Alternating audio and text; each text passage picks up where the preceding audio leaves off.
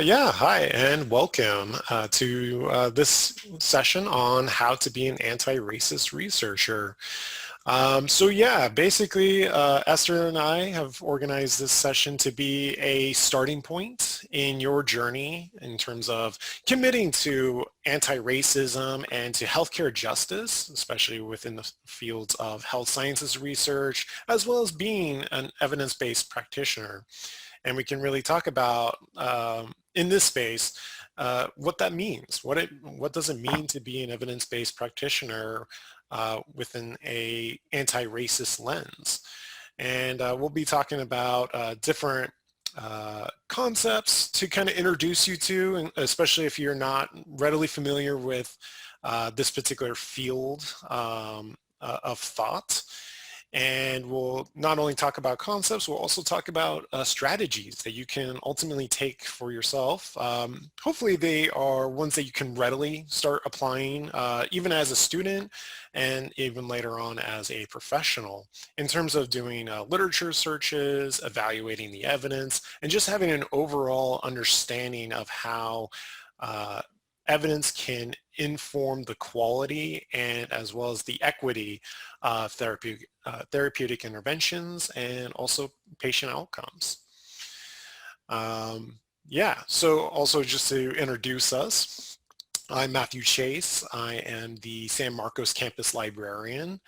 Also just to kind of to illuminate as well, or just to reveal, is that I am a white male, cisgender, straight, and relatively young, I guess. I guess so. I guess that's kind of up to the beholder,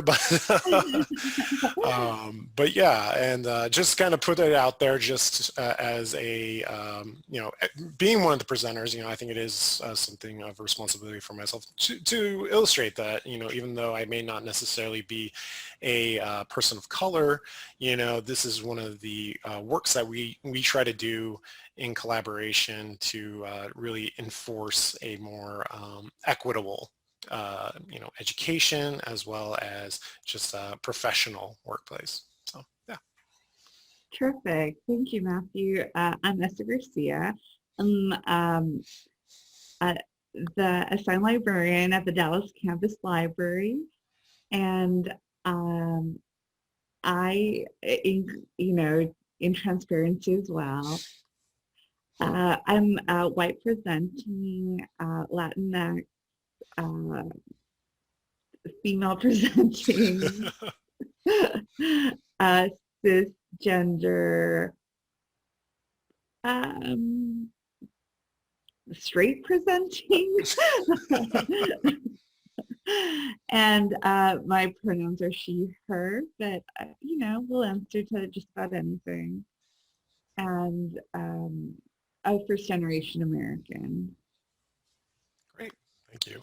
Actually, that was another thing I forgot to mention was also my own pronouns. So yeah, I would be he, him, his. So, but yeah, thank you, Esther. And with that, we'll kind of proceed into this, and hopefully you'll enjoy some of the content that we have to present here. And also feel free at any point as well to ask any questions that you might have in the meantime at any point, really, or even just to clarify or provide your own thoughts and experiences. I think that's kind of like one of the purposes of this workshop is not just to even though we have content to present to you in a a somewhat traditionally lecture-based format, we do want to invite discussion as well, because I feel like, or I think we both feel like that is a very meaningful way of taking away some of this knowledge. Yeah.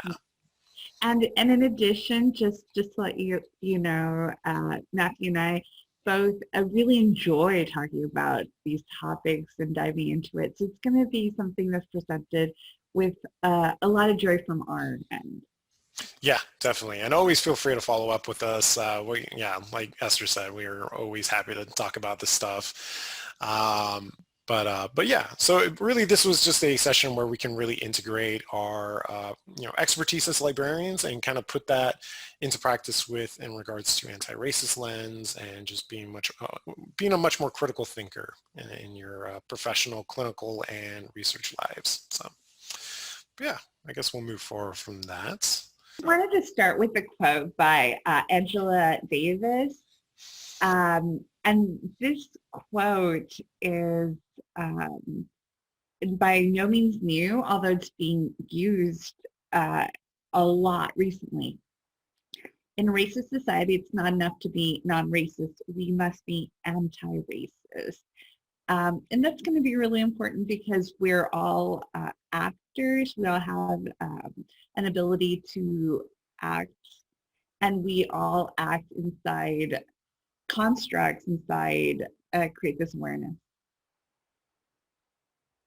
Yeah, I totally agree. I think it's a really great quote because it reveals like the fact that, just being quote unquote non-racist or having this like race neutrality, or even another term for it would be color blindness, which we can definitely touch on in a bit, in the sense of like, quote, I don't see race kind of thing, is not sufficient. It's not a sufficient response to working through all of these racial disparities, which we're going to talk about, and these more systemic wide issues that we must face. So yeah, it's an ongoing practice when it comes to being anti-racist. It's not something that you can just necessarily identify yourself as. It's identified through your work or your efforts. So no, great. And to just follow what you said, Sure. Matthew, being colorblind may seem fine for some people, but living in an anti-racist society benefits every single person. Yeah, that's definitely true for sure. And with that, we'll move on to why it matters. So just as a more of a way of contextualizing why sessions like this are important and why they should happen and why people should attend them, and as well as to educate others in terms of health disparities, and especially when it comes to matters of race. So these are just a couple of examples. These are definitely not exhaustive, just what fit within the PowerPoint. But essentially, we wanted to address like the different ways that racism can affect the lives of people of color, communities of color, and whole populations of color. Especially when it comes to health and disease outcomes. So for example, there's been literature about how racial discrimination is significantly linked to depression and anxiety among African American youth. You can also talk about how Black patients receive poor treatment across patient-centeredness, contextual knowledge, and patient-provider communication from healthcare providers due to implicit bias. There's also issues of racial residential segregation and how that can actually increase adverse birth outcomes for Black mothers. So it definitely affects maternal health when it comes to Black communities. Which has been in the news so much lately. Yes, definitely, right? And then overall, one of the other things that we wanted to emphasize is that there actually has been evidence showing that people of color across all racial identities and ethnicities have been consistently underrepresented when it comes to clinical trials. One of the things that you might not necessarily notice unless you were consciously looking for it is in the sampling of clinical trials, it tends to be relatively homogeneous. And in this case, we're talking about that the samples tend to be primarily white male. And so as a result, even though the clinical trials are to be to help inform you in terms of having this generalizable information about a certain treatment option or diagnostic technique, really the representation within those clinical trials is wanting, shall we say. it may not necessarily reflect the diverse needs and expectations and practices of your different patients and their backgrounds. So it's something to consider, and that's actually one of the things we wanted to stress here as well. I'll move on to critical race theory. So I'm sure you may have heard this somewhat in the news recently in terms of critical race theory in the mainstream discourses, but and there's a lot to unpack with critical race theory, as it is with any social theory, but we wanted to at least stress some of the themes and certain principles that we can take away from critical race theory to help inform our practice as researchers and for yourself as evidence-based practitioners as well.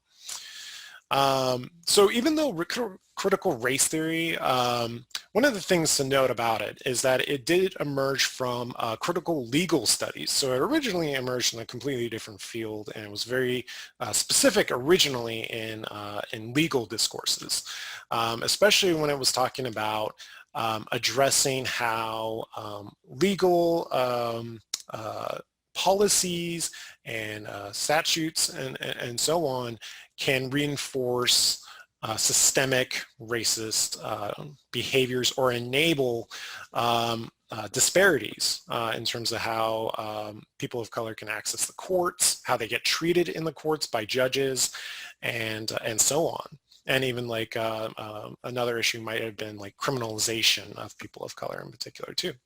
So there's also that criminal justice aspect.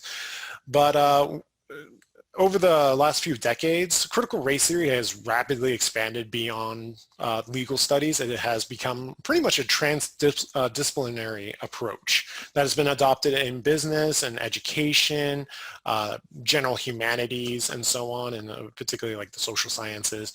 But more recently, public health researchers and just health sciences researchers in general have been really taking it up and really looking into how can critical race theory inform evidence-based practice and health sciences research.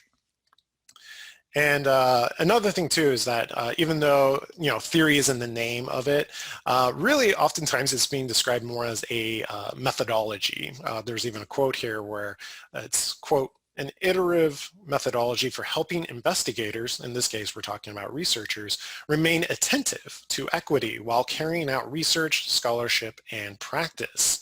And again, even investigators can be readily applied to clinicians and other practitioners within the health fields. And so one of the things they wanted to address with critical race theory is particularly the claim of racism as a product of quote unquote bad apples. You may have heard that kind of statement before, that that an individual person was racist, but it's just a product of their behavior or their attitudes, and not necessarily a more a systemic problem. And critical race theory in particular wants to address and go beyond this individual level of racism and really tackle on what is known as structural racism. And really structural racism is referring to how, structural racism is really referring to public policies or institutional practices, cultural norms that essentially create and sustain and otherwise reproduce inequities among racial and ethnic groups. So for example, we did talk about like criminal justice when it came to the disproportionate criminalization of people of color. We could also talk about residential segregation, which we kind of mentioned a little bit before in one of the examples. But probably for our case in particular, we can really talk about the unequal distribution of resources and access to high quality personalized healthcare for people of color, and how there are several barriers that are being maintained and created as a result of, again, policies or institutional practices, procedures, and so on. And basically, critical race theory kind of gives you that analytical lens to really look into how those policies, which we often define as having these having a property of neutrality, that they just apply to everyone, but they apply to everyone in different ways, right? And often unequal or inequitable ways. And as a result, critical race theory positions the lived experiences of people of color at the forefront, rather than taking from the lens of, say, a white dominant perspective. It really wants to emphasize the experiences and perspectives of people of color, especially as they live in a society characterized by structural racism. I'd like to add just one more thing. Of course, go for it. It also gives us a language that we can use, and language is such an important part of keeping structural racism in place. If we're aware of the language and the tools that are used to implement structural racism, we can be aware of those tools when we're combating the structural racism. By just being aware of our own language makes a big difference. Totally. No, I totally agree with that. I think that is a perfect benefit of critical race theories, that it actually gives you a vocabulary to work with, to really be able to identify these type of issues.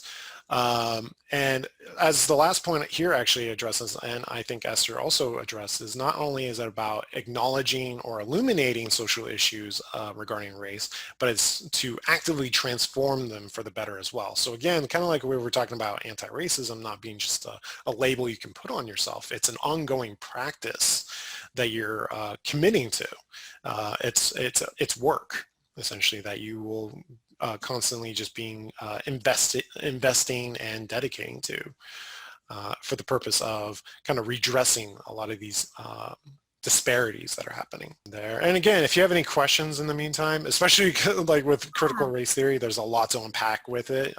We're just kind of, especially for the purpose of this workshop, kind of briefly giving an overview of it. But if you have any questions about it, or would like more literature or resources on learning more about it, we definitely have a few on hand actually for us. So if you're interested, feel free.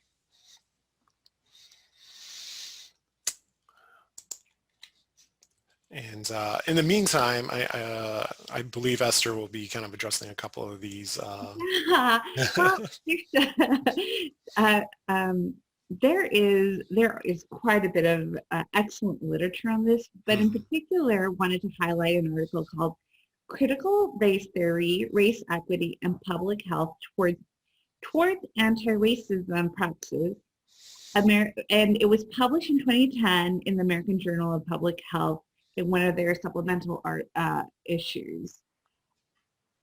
In there, they did have this fantastic list of definitions, and I just wanted to focus on a few of these, centering in the margins, which the definition is making the perspective of socially marginalized groups rather than those of people belonging to the dominant race or culture, the central axis around which the discourse on the topic revolves. Experiential knowledge, something Matthew brought up, the value of experiential knowledge, ways of knowing that results from critical analysis of one's own experiences, and the value of that. And lastly, I just wanted to highlight race consciousness, explicit knowledge of the workings of race and racism in social context or in one's personal life. But this is a really fantastic article to kind of come back and dive into, especially to look at these terrific glossary terms that, like we learned in the critical race theory section we were just talking about, this language will give us tools and a vocabulary for when this happens in the future. You have something at your disposal that you're able to reach for, like a tool to reach for, so that you can engage in the conversation in order to combat it. racism. I think what one of the essential things about all these definitions are providing too is that it's really challenging the way that health sciences and the medical sciences have historically and contemporarily, viewed and framed race. Oftentimes with medical and health sciences and have typically reduced the complexity of human life, especially when it comes to race, to discrete and relatively predictable biological properties. When we're talking about like ancestry or genetics or even just your phenotype, your just outward appearance, the health and medical sciences have typically reduced a lot of those complexities down to those relatively benign qualities, but have basically perceived race as being like this natural phenomenon. The problem, though, is that, especially as it's being identified in critical race theory, is that by seeing race as a natural phenomenon can create barriers for understanding how our human-made environments produce health and disease outcomes. We may not be able to see the connections between, say, social policy and racial disparities in health. Right. Yeah. Exactly, and how they can be left unacknowledged at the level of research or even evidence-based practice. And as a result, we require really a critical knowledge or a critical consciousness about those connections. To have that as a guiding principle when it comes to our doctor-patient relationships or even our relationships as researchers and with our research participants. Being able to pay attention more to the social determinants of health when we're talking about employment, healthcare access, education even, and paying attention to those determinants is being vital for moving the health sciences toward more innovative conceptions of health equity and healthcare justice. And, just to kind of end there too is like,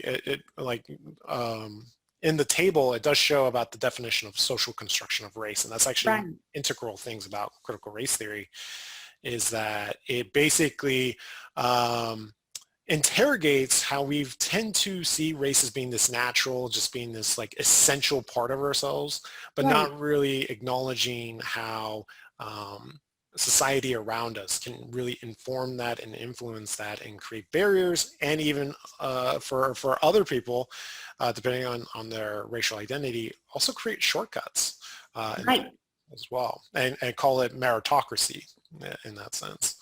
Right. So, those shortcuts are people use other language for it, and so they've got their own tools, and so the world of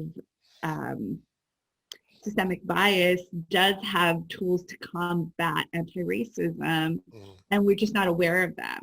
And just to go back, I'm so sorry, I just love this table so much.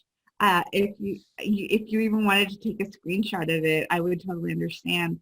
One of the things about what Matthew was saying right now was how hidden some of these issues are.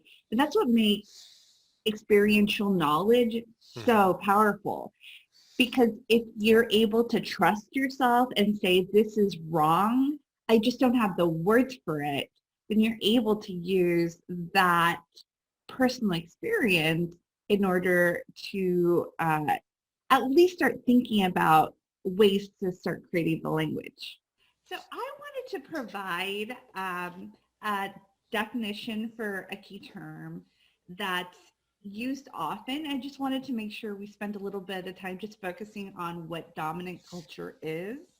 The dominant culture is a group of people in society who hold the most power and are often, but not always, in the majority. In the US, these people might be white, middle class, Christian, and cisgender, and are part of the dominant culture. There's nothing wrong with being any of these things. They just happen to be part of the dominant culture. And that awareness of what is the dominant culture is really important towards knowing how to have this conversation. People that are in the dominant culture are often in charge of institutions, and institutions are things like a school or things like a hospital or a clinic, or it might be government agency. And so these institutions, they're in charge of the institutions, and also in addition, they have established behaviors, values, and traditions, and those are considered acceptable and the norm. All right. Thank you. So there are a lot of these things that are part of the dominant culture. If you were to go to menti.com, and I'm going to go ahead and go myself right now. I'm going to pull up menti.com on my phone and use this code. And in there, in an anonymous way, we can start examining what are in an anonymous form, we can write in what are parts of our own identity that we hold that are part of the dominant culture. If this makes you feel uneasy, just know that we're doing it in an anonymous way, or you could always on your own, draw a box in your notebook and write those identities in there. And I'm going to take a moment to do it myself. Yeah, this is really just meant for your own quiet reflection about yourself, just as a way of contextualizing your own position and your own social situation as well. And we have another slide that gives another question as well. And I think one of the things to illustrate here too is, and we'll probably touch on this as well, is about how as you can see, we hold a variety of different identities, and they all don't operate in a vacuum from each other, right?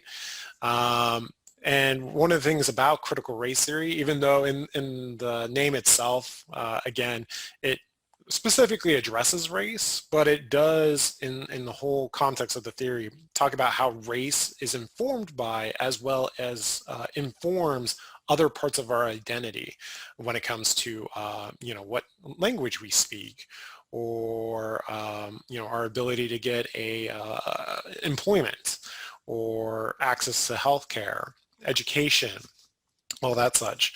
And again, those identities inform our own racial identity, our own racial experiences. So each of our, individual experiences may be very unique depending on those intersections of identities. And that's under the lens of what is known as intersectionality, which kind of is a theoretical lens that acknowledges those intersections, those interlocking dynamics that we have with all of our different identities. And critical race is one of those social theories that tends to emphasize that type of lens or that type of approach.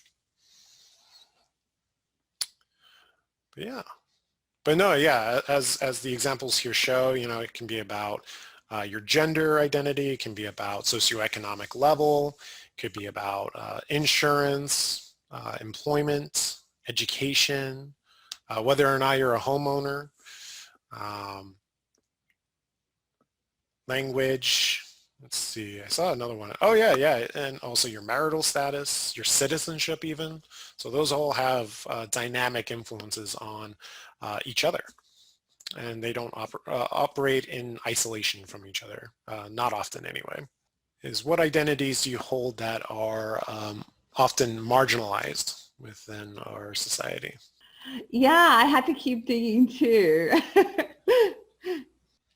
And another thing to highlight, especially because of the fact that we're, addressing not only your marginalized identities, but also identities that might reflect the dominant culture, is because of that intersection, is that we often have overlapping identities that will provide us privileges, or social privileges, or at least when we talk about privileges, we're talking about like just those advantages, or even we can even go so far as human rights that you might have more so than another group, depending on their respective identities, as well as marginalization, sites of marginalization, which again are these disadvantages, and other barriers that might be faced as well. Yeah, descendant. Yeah, same. Same. Yeah, I think this is really such an important reflection always to take with oneself, especially like for me in particular, like as considering the many privileged standpoints that I have in terms of identities, it's something that I do have to acknowledge, and it's part of my ongoing work. Again, it's one of the more first steps towards it, but it is an essential step to take in terms of being much more readily aware of the inequities that are systematically apparent. Yeah, and so both of these examples are kind of important because nobody's one thing, just like Matthew said. A lot of our identities do intersect. And so in the first slide where we put in the spots where we are part of the dominant culture, those are the identities are where we hold power. That's the privilege we can spend. And we can use that agency that comes with those identities to work in solidarity with people who exist outside of the box. But those identities that are outside of the box are places where we're all marginalized. Well, just systemically. This is where we've been systematically oppressed. While we do not hold privilege and power here, we do have experience and knowledge. And those can be powerful in building solidarity with people who do have agency in their own identities. Yeah, thank you so much for that, Esther. I think that that is an excellent way of articulating, like, our different roles and our different responsibilities towards it. And yeah, and actually, I guess that kind of leads into our next kind of phase in this session, where we can actually really talk about how do we really act on this knowledge about like critical race theory and anti-racism? How can we really put this into practice, not only as students, but as faculty or clinical practitioners, researchers, and so on, and just in even our personal everyday lives as well. Let's see. So with that, we're going to talk about anti-racist approaches in health sciences research and evidence-based practice. And really these, are again, not really exhaustive. They're just like some highlighted takeaways that we can really readily apply for ourselves. And these are all really informed by critical race theory and just social theory in general, especially like intersectionality. But yeah, so again, when it comes to your research and clinical topic, one of the things you really want to consider is rejecting any essentialist notions. Okay, and really this is kind of going back to how we were talking about how medical sciences and health sciences have typically framed race as being this like biological or just purely biological or otherwise genetic or ancestral, and really just kind of limit it to that. And it is otherwise a very reductive framework to work with. And incorrect as well. Yes, yeah, right. Because as we're seeing, there's a lot of different social dynamics going on in terms of discrimination, segregation, and other types of inequities that are happening here. So one of the things that when we're talking about in terms of your research topic or your clinical topic is really in the question that you're phrasing before you go into a literature search, for example. A lot of the times that our hypothesis or our question is somewhat framed as being how, like maybe in the sense of like, how are Blacks or Black Americans in particular how do they have a higher incidence of heart disease or some other type of a condition, right, in comparison to whites, just as an example. The problem here, and even when you do your research and you ultimately come up with a conclusion to answer that question, the question itself is fundamentally essentialist, or it can lead into an essentialist Correct. approach, because it's phrased in such a way that it makes it seem that heart disease or whatever the condition that you're looking into is inherent or essential, in other words, to being a Black American. Um, and it really doesn't provide that full context as to the greater social dynamics, there we go, when we're talking about racism or discrimination or other types of barriers that are being faced. So really, when you're phrasing your topic or you're phrasing your question, um, have a more critically reflective moment to really think about, does this question really accomplish what I'm trying to achieve here? Is it working towards anti-racism, or is it in some way reproducing Right. certain ideologies or attitudes in that sense? And then, yeah, our second point here is about exploring the diversity of perceptions, experiences, and attitudes within a community of color. One of the things that we really wanted to address is oftentimes the question of people of color and their experiences is usually in comparison to the standard of the white experience, in terms of like how do Blacks experience this in comparison to whites or Latinos, anything like that, right? And really the problem though is that a lot of those type of studies, even though they are incredibly useful, because they're doing those more generalizable comparative type of analyses, they're not necessarily digging deep into the diversity within the community itself, Correct. because just by virtue of being, say, a Latina, it doesn't necessarily mean you have the same type of perceptions, experiences, and attitudes of another Latina within that community. You know, again, we're talking about intersectionality here. So there's a bunch of different factors going on in terms of education, employment, other types of factors that might be relevant within the context of your, you know, specific topic.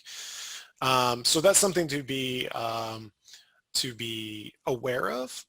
And especially, we're not only just talking about in terms of your own research design. So when you're coming up with your own design of a research project, you might be wanting to operationalize what you mean by race, or what you mean by all these types of experiences and other potential barriers that might be, you know, that you might expect to have some influence or another.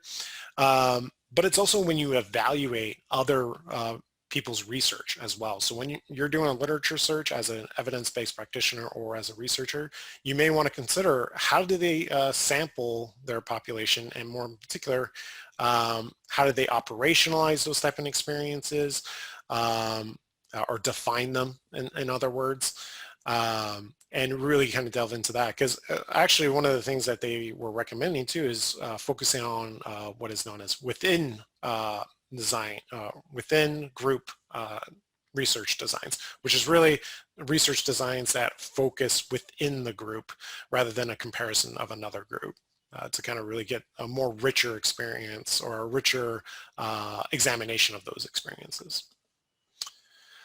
And again, also just to be critically self-aware of our own privileges and power dynamics when it comes to being a researcher or a practitioner, and how those dynamics influence the relationship you have with your research participants, or with your patients in particular.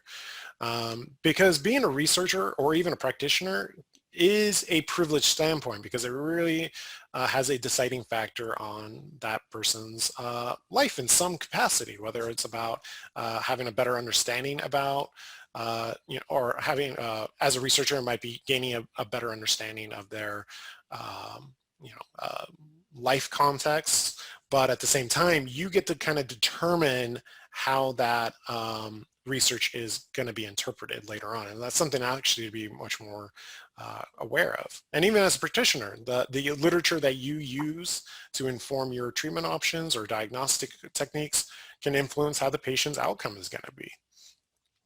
And as we talked about, the research available to us may not necessarily be the most equitable, or at least it doesn't necessarily advance equity. And then, yeah, last couple of points here is to appreciate the value of mixed methods, qualitative analysis, and the role of narrative, or as critical race theory calls it, counter-narrative in race-conscious work. One of the things, as Esther really highlighted, was about experiential knowledge and really putting that at the forefront of the work when it comes to research. And one of the things that, one of the methodologies that really accomplishes that is qualitative analysis, because it really kind of gets a much more richer and deeper exploration of a person's experience, whatever it might be and whatever the topic might be. So even though quantitative analysis is definitely hugely important because it does help with generalizability, but as we've kind of talked about, generalizability doesn't necessarily equate to diversity of those perceptions and experiences and attitudes. So there really is a role for both quantitative and qualitative. So, and really informing those narratives, and also more particularly the counter narratives.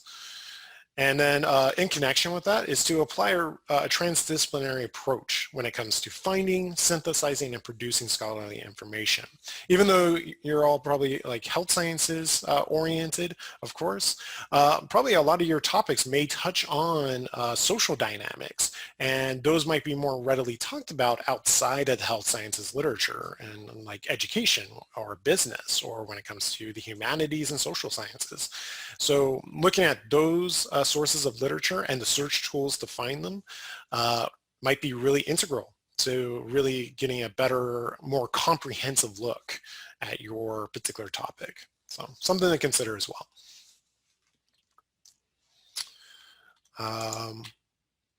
Yeah, some quick other strategies to really consider. Even though you probably got introduced to this if you're a student of this university, but PICO is a really useful strategy for acknowledging populations, communities, and patients of color, namely because in PICO, one of the categories is about the population patients. And that's really where you can really delve into and insert keywords in your literature search regarding demographic information about your patient or about your community under study. So that's something to consider as well, and that's actually one of the reasons why we teach it as well. Also understand that there are inequities of access to, production of, and representation of the evidence. Representation I had alluded to earlier when we talked about the homogeneity of research. Particularly clinical trials, how they tend to be primarily white male, and that is easily said for outside of clinical trials. That can be easily applied to other types of research as well. And then production of, as Esther was kind of talking about, members of the dominant culture, or those who have identities reinforcing their membership, typically have those type of privileged roles, namely being researchers and so on, where they can produce this type of scholarly information and evidence that we kind of depend on, right, as evidence-based practitioners. And so they have a deciding factor on what kind of evidence is being produced. And then also, of course, access to. This can easily be regarded to how patients normally don't have access to scholarly information. It's often blocked by paywalls or other types of subscriptions that if you're not affiliated with the university library, for example, you wouldn't have necessarily access to unless you paid for it yourself, which is very expensive. And then in relation to that actually is about acknowledging the biases embedded in the resources that you use to find evidence. And what we're talking about is like scholarly databases and internet search engines. Even though internet search engines are publicly available to anyone, as long as they have internet access, which is another type of moment of privilege, they're easily biased because they tend to have algorithms that personalize your search to confirm your prior attitudes and beliefs based on your own search history and so on. We actually have a workshop that talks about that as well. If you're ever interested, feel free to take a look and see if we have it available or coming up. But yeah, and then even scholarly databases that also have issues of subscription based costs that most patients and even practitioners by themselves can't afford unless they have some sort of institutional support, namely through their employment or through their educational institution.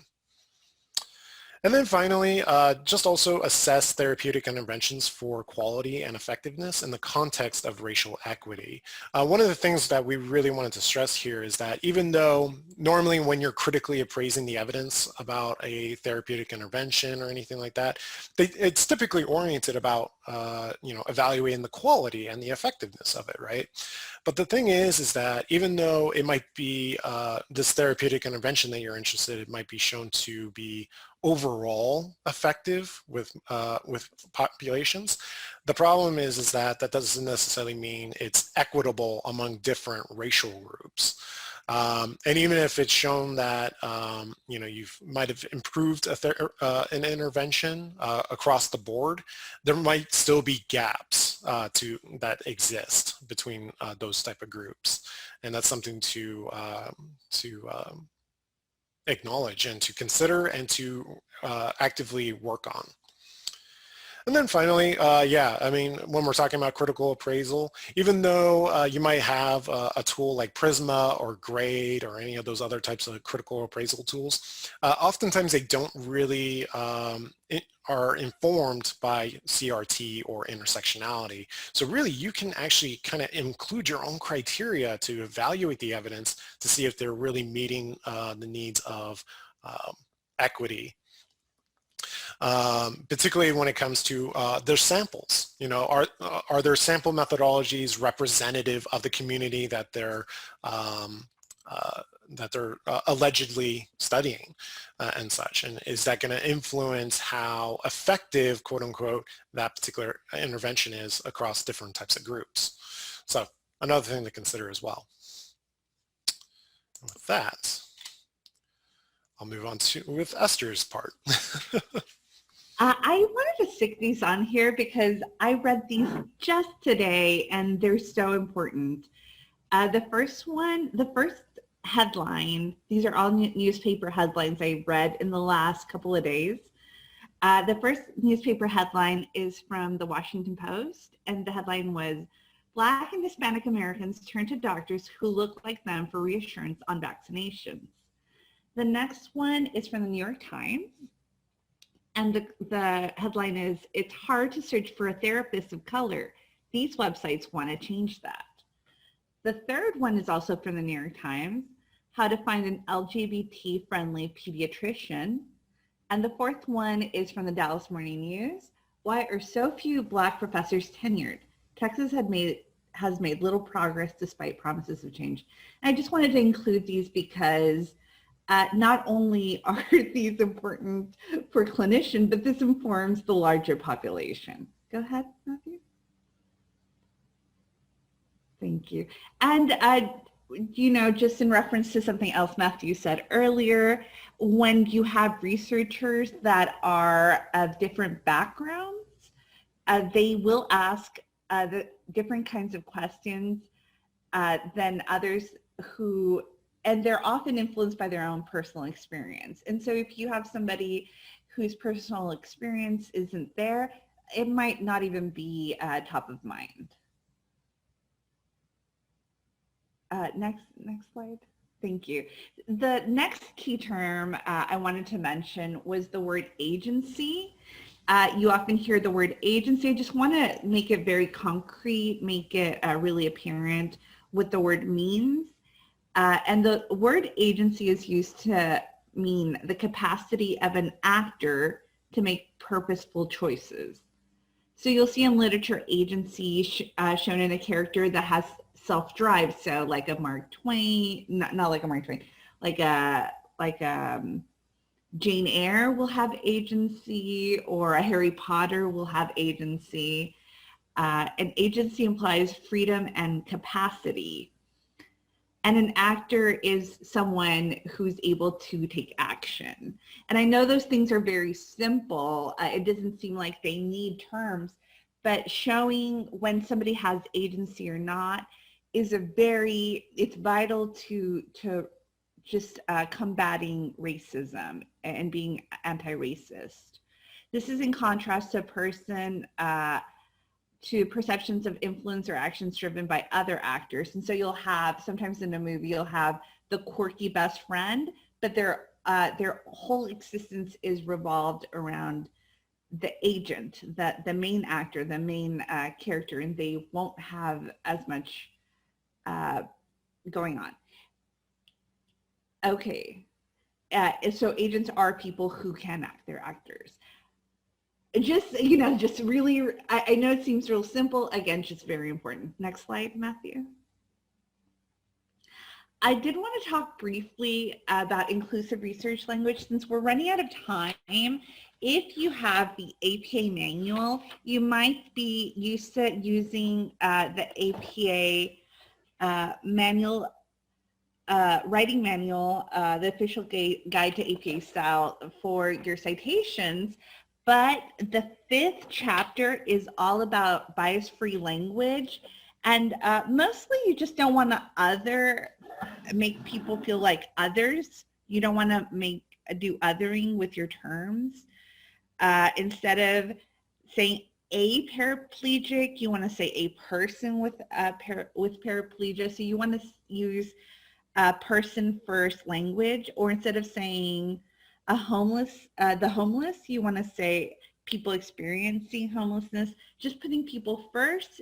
And we are not our actions. We're not, we are all people with a lot of dimensions, as we saw earlier, and it's important to use bias-free language. And you'll see all of that in chapter 5 of the APA manual.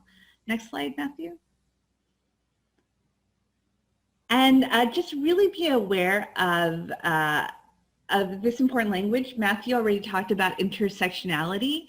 It was coined by Kimberly Crenshaw, and she was trying to show that things don't affect just one part of you. You aren't just, I'm not just a member of the Latinx community. I'm also a woman. I'm also a nerd. I'm also a wife. I'm also like my own person. So all of these are ways of viewing intersectionality. And really, one of the founders of intersectionality really is Sojourner Truth, when she asked, ain't I a woman? And trying to figure out where she fit into feminism as well.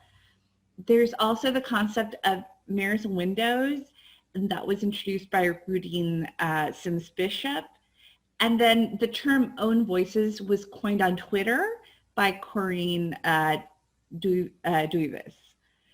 And so, yeah, just be aware of that language. I know we're almost out of time. I think this is our last slide, but all of these terms and concepts are